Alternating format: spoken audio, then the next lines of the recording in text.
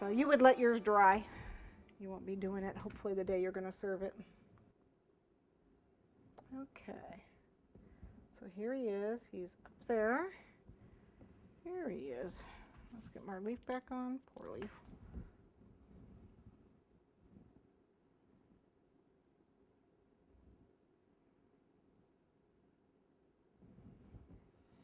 Okay.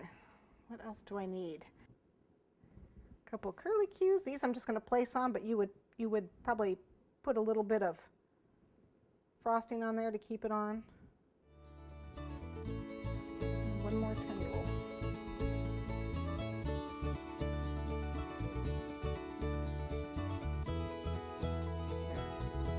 Okay, there you have it.